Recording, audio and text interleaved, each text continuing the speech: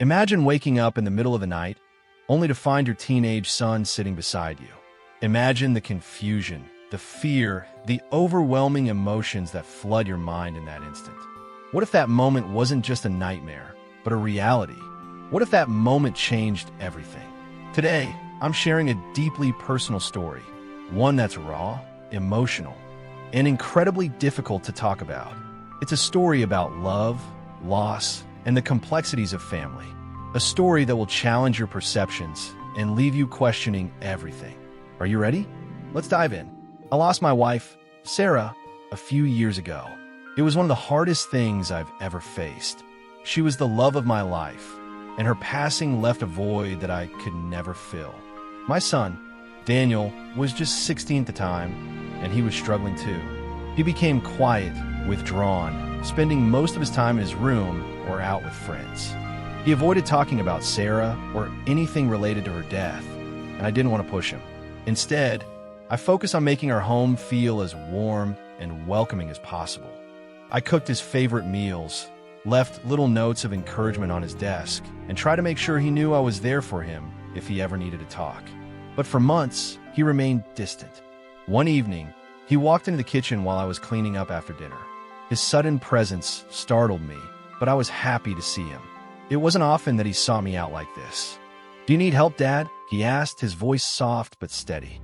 I turned to him, surprised by the offer. "Sure, you could dry the dishes," I said, handing him a towel.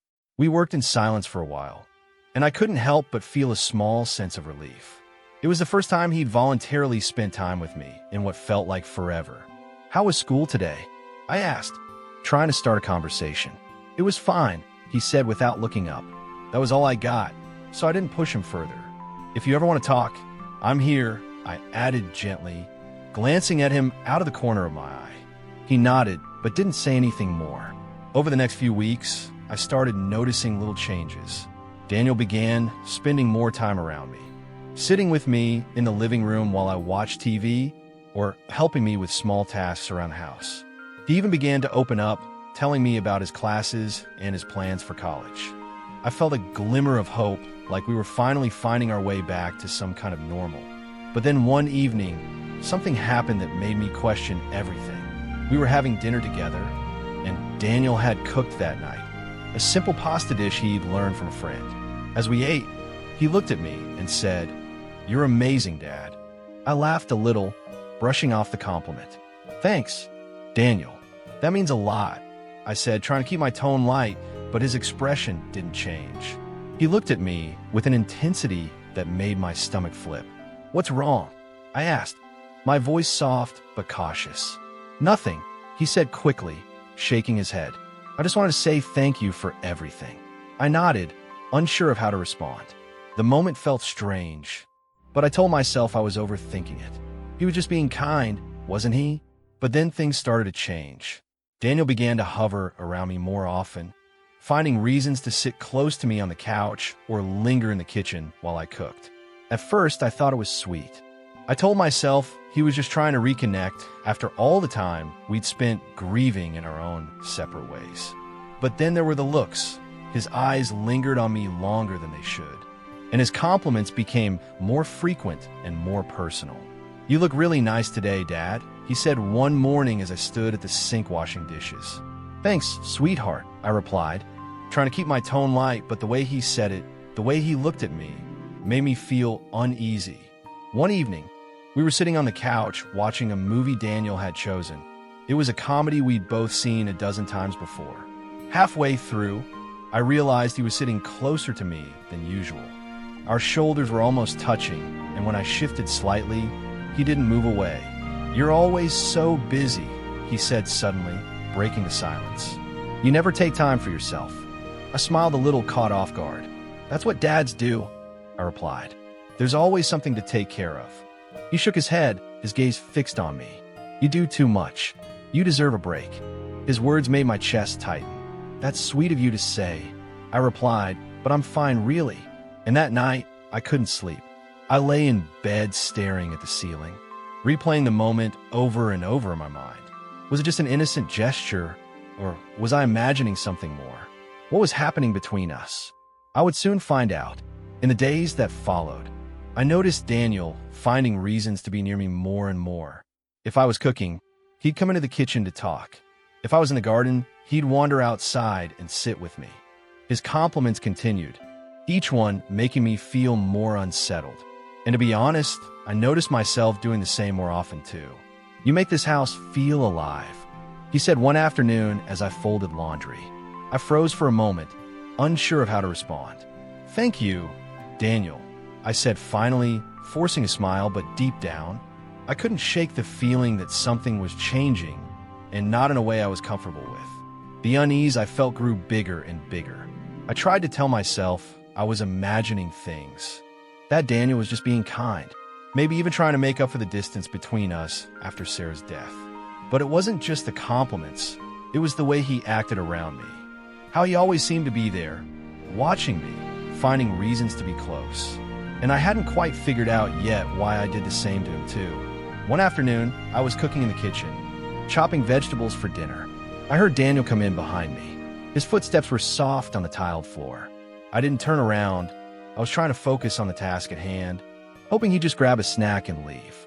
"Do you need help, Dad?" he asked. I glanced over my shoulder and gave him a quick smile. "Sure, you can slice these carrots," I said, sliding the cutting board toward him.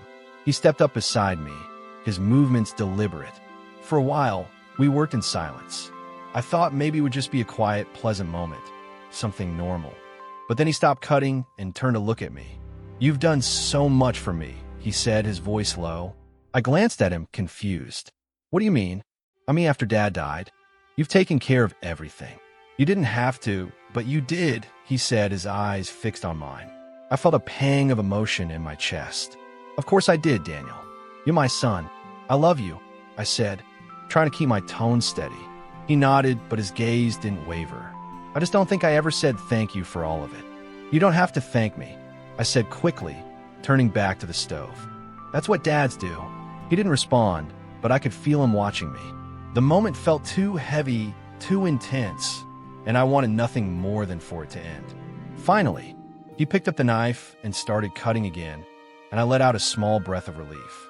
After dinner that night, I sat on the couch with a book, hoping to lose myself in the pages. Daniel came into the living room and sat down next to me. Not in his usual spot on the other end of the couch, but right next to me. "What are you reading?" he asked, leaning closer to see the cover. "It's just a novel," I said, holding it up for him to see. "Nothing too exciting." "Can I read it with you?" he asked, the question catching me off guard. Daniel hadn't shown much interest in reading since he was a kid, and I couldn't remember the last time we'd done something like this together. Part of me wanted to say no, to tell him I needed some time to myself, but another part of me didn't want to push him away. "Sure," I said, scooting over slightly to give him more space. He leaned in close, his shoulder brushing mine as I began to read aloud. At first, it felt like any other moment we might have shared years ago, before everything got so complicated. But as the minutes passed, I became increasingly aware of how close he was, how intently he was watching me. Not the book. When I finished the chapter, I closed the book and set it down. "That's enough for tonight," I said. Try to keep my voice light. "Thanks for reading to me," he said, his tone soft. "You're welcome," I replied, standing up and heading toward my bedroom. "Good night, Daniel." "Good night, Dad," he said, but there was something in his voice, something I couldn't quite place. The next morning, when I came into the kitchen, Daniel was already there. He'd made coffee and set out breakfast, something he hadn't done in years. "Good morning, Dad," he said, his voice cheerful. "I made you some coffee." "Thank you, Daniel," I said cautiously, sitting down at the table. He sat across from me, watching as I took a sip. "You work so hard," he said suddenly. "You deserve to be taken care of too." I swallowed hard, unsure how to respond. "That's very sweet of you," I said finally, "but you don't have to do all this for me." "I want to," he said firmly. After breakfast, I retreated to the garden, hoping to clear my head. The air was cool, and the scent of blooming flowers surrounded me. I sat on the bench, staring out at the neatly trimmed hedges, trying to make sense of everything. I wasn't sure how long I'd been sitting there when I heard footsteps behind me. I turned to see Daniel walking toward me. "Can I sit with you?" he asked.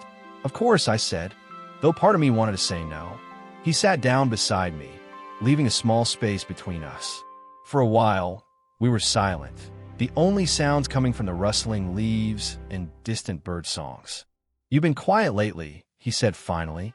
"I've just had a lot on my mind," I replied, keeping my gaze fixed on the garden. "Is it about me?" he asked, his tone soft but serious. The question caught me off guard, and I hesitated before answering. "Why would you think that?" He shrugged. "I don't know. I just feel like maybe I've done something to upset you." "You haven't upset me," I said quickly. "I've just been tired." He nodded, but didn't say anything else. After a few more minutes, he stood up. "I'll leave you alone," he said, his voice quiet. I watched him walk back into the house, a knot of guilt forming in my chest. He hadn't done anything wrong, so why did I feel so uneasy? The days that followed felt strange, as though a heavy cloud had settled over the house. I tried to act normal, cooking meals, tidying up, and going about my usual routine, but I couldn't shake the tension I felt whenever Daniel was nearby. He hadn't done anything overtly wrong, but his presence lingered in a way that felt different. Then one night, I made a conscious effort to keep some distance. After dinner, I retreated to my bedroom earlier than usual, hoping for some quiet time to myself. I curled up with a book, letting the soft glow of the lamp create a small cocoon of warmth. It felt like a rare reprieve from the unsettling dynamic that had begun to develop. I felt tension and an excitement in me when thinking about Daniel, and it was the first time I recognized it. It caught me off guard as I couldn't accept the fact that Daniel was my own son. But just as I started to relax, there was a soft knock at the door. "Dad." Daniel's voice was low, almost hesitant. I hesitated before answering. "Yes, can I come in?" I glanced at the clock. It was late, far past the time Daniel usually went to bed. "Is something wrong?" I asked, sitting up slightly. I want to talk," he said. I sighed, setting my book aside. "Come in." The door creaked open, and Daniel stepped inside. He looked different somehow, less like the confident young man he usually portrayed, and more like the boy I used to comfort after nightmares when he was little. He stood in the doorway for a moment, as though unsure of whether to come closer. "What's on your mind?" I asked, patting the edge of the bed. He sat down, his movements slow and deliberate. For a moment, he didn't say anything, his eyes fixed on the floor. Then he looked up, his gaze meeting mine. "I just wanted to say I'm sorry," he said finally. "For what?" I asked, my voice cautious. "For making you feel uncomfortable," he said, his tone sincere. "I know I've been acting different lately, and I don't want you to think I'm trying to make things weird between us." I blinked, surprised by his honesty. "Daniel," I started, but he cut me off. I've been feeling a lot of things, and I don't really know how to deal with them," he said, his voice cracking slightly. "But I don't want to hurt you." His words hung in the air, heavy with meaning. I couldn't fully grasp them. I reached out, placing a hand on his shoulder. "Daniel, it's okay to feel confused sometimes," I said gently. "But you need to remember that I'm your dad, and our relationship has boundaries." He nodded, his eyes glistening with unshed tears. "I know. I'm sorry," he said again, his voice barely above a whisper. I gave his shoulder a reassuring squeeze before pulling my hand away. "Let's not worry about it anymore," I said, trying to keep my tone light. "We'll figure it out together." There was a certain tension and excitement between us that I couldn't quite name. The look in his eyes told me there was more coming, and I gave that same look back to him as well. He nodded again, standing up. "Good night, Dad," he said softly before leaving the room. I watched him go, a strange mix of relief and sadness settling over me. He had acknowledged the tension between us, which felt like a step in the right direction. But I couldn't help wondering if things would truly go back to normal. One thing was for sure to me, and that was that this was not the last time he would do this, and I was right. I was definitely right. As for the next time he would do this, things would end a lot differently. The next morning, I woke up feeling more exhausted than usual. The conversation with Daniel had kept me awake for hours, my mind racing with what-ifs and unanswered questions. I got up, went through my morning routine, and tried to shake the lingering unease. Daniel seemed different that day, quieter, more reserved. He kept to himself, spending most of the day in his room. Part of me wanted to check on him to make sure he was okay, But another part of me felt like I needed to give him space. That evening, as I was folding laundry in the living room, Daniel came in. He sat down on the couch without saying a word, watching me silently as I worked. The quiet between us felt heavy, and I struggled to think of something to say. "You've been quiet today," I said finally, glancing at him. He shrugged. "Just thinking," he said. "About anything in particular?" I asked, trying to sound casual. "About us," he said, his voice barely above a whisper. I froze for a moment, the weight of his words sinking in. "What do you mean?" I asked carefully. He hesitated, his eyes meeting mine. I know things have been weird lately, and I don't want it to be like that anymore," he said. I nodded slowly, unsure of how to respond. "I don't want that either," I said finally. "But we need to figure out how to move forward." He nodded, a faint smile crossing his lips. "We will," he said. For a brief moment, I felt a flicker of hope. Maybe things would get better. Maybe we could move past this and find a way to rebuild our relationship. But deep down, I couldn't shake the feeling that we were standing on the edge of something I didn't fully understand. Or maybe I did understand it, but I didn't want to accept it. The quiet unease that had settled over the house didn't go away. Daniel tried to act normal, but I could see the struggle in his eyes. The way he hesitated before speaking or lingered too long when we crossed paths. I wanted to believe his apology marked the end of everything, but deep down, I knew it wasn't that simple. And then one evening, as I was lying in bed, scrolling through my phone in an attempt to unwind, it happened again. It was late, and the house was silent except for the soft creak of the ceiling fan above me. I had just begun to drift off when I heard a faint knock at my bedroom door. "Dad," Daniel's voice was soft, almost hesitant. I sat up, my heart sinking. "Yes, can I come in?" he asked. I glanced at the clock. It was well past midnight. "Daniel, it's late," I said, trying to keep my tone firm. "What's wrong?" There was a pause before he replied. I just need to talk to you." Something in his voice made me hesitate. I took a deep breath and said, "Okay, come in." The door creaked open, and Daniel stepped inside. He looked unsure of himself, his hands shoved into his pockets as he lingered near the doorway. "What is it, Daniel?" I asked, trying to keep my voice steady. He hesitated, his gaze flickering between me and the floor. "I've been thinking a lot about what I said the other night," he began, his voice low. "And I feel like I need to be honest with you." My chest tightened. "Honest about what?" I asked carefully. He stepped closer, sitting down on the edge of the bed. "About how I feel," he said, his voice trembling slightly. "I know it's wrong, and I've tried to ignore it, but I can't stop thinking about you, Dad." My breath caught in my throat as I stared at him, my mind racing. "Daniel, you can't," I started, but he cut me off. "I know," he said quickly, his voice full of desperation. "I know it's wrong, but I can't help it. You've been everything to me since Dad died. You're kind and strong, and you've done so much for me. I don't know how to stop feeling this way." His words hit me like a physical blow. I felt frozen, unable to move or speak as his confession hung in the air. "Daniel, you're my son," I said finally, my voice shaking. "I love you, but not like that.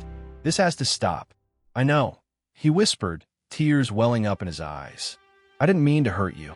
I reached out, placing a hand on his shoulder. "Daniel, what you're feeling is a result of everything we've been through. It's not real. You're young, and you're confused, but this isn't right. We need to work through this together." He nodded, his shoulders slumping. "I'm sorry," he said softly.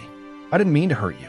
My heart broke at the sight of him, but I forced myself to remain calm. "We can't let this continue. You're a good person, Daniel, and you'll move past this." He wiped his eyes, standing up slowly. "Good night, Dad," he said, his voice barely audible. "Good night," I replied, watching as he left the room and closed the door behind him. As soon as he was gone, I locked the door and sat down on the bed, my hands trembling. I couldn't believe what had just happened. I felt overwhelmed with guilt and confusion, questioning everything I had done that might have led to this moment. I loved Daniel with all my heart, but his feelings were something I couldn't ignore or dismiss. That night, I barely slept.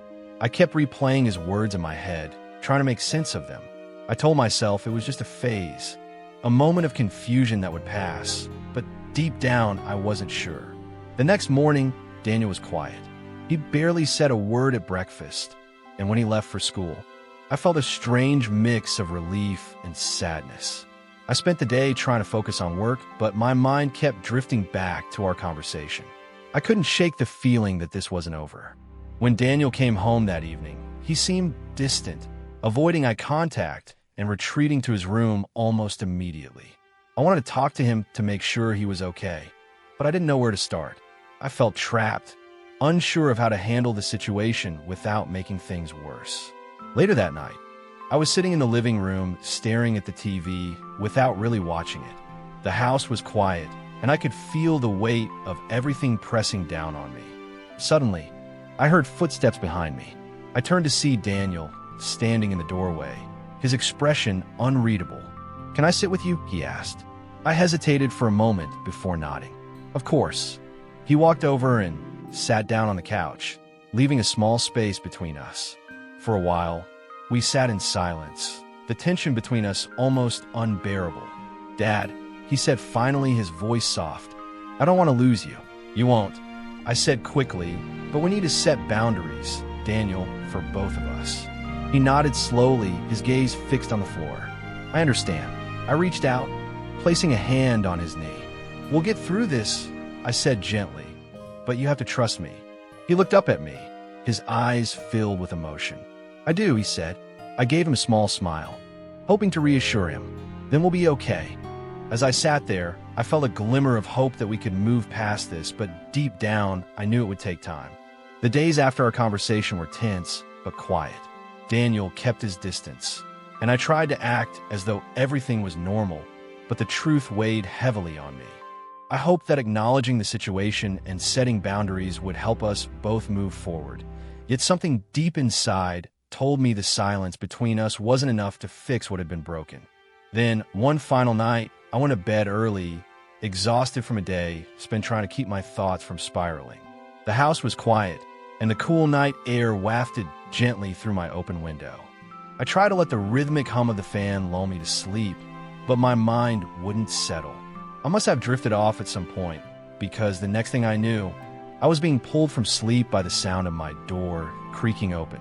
My heart jumped as I blinked in the darkness, trying to orient myself. "Dad." Daniel's voice was barely a whisper, but unmistakable. I sat up, reaching for the bedside lamp. The warm glow filled the room, illuminating Daniel standing hesitantly in the doorway. He looked unsure, his hands fidgeting at his sides. "Daniel, what are you doing?" I said, my voice thick with sleep and confusion. He stepped into the room, his movements slow and deliberate. "I couldn't sleep," he said quietly. I needed to see you." My chest tightened as I tried to steady my breathing. "It's late," I said, my voice firmer now. "You need to go back to bed."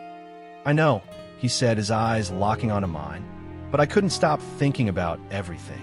I swung my legs over the side of the bed, sitting upright. "Daniel, was thinking about you too, but we talked about this," I said gently. "I love you, but this isn't something we can talk about anymore."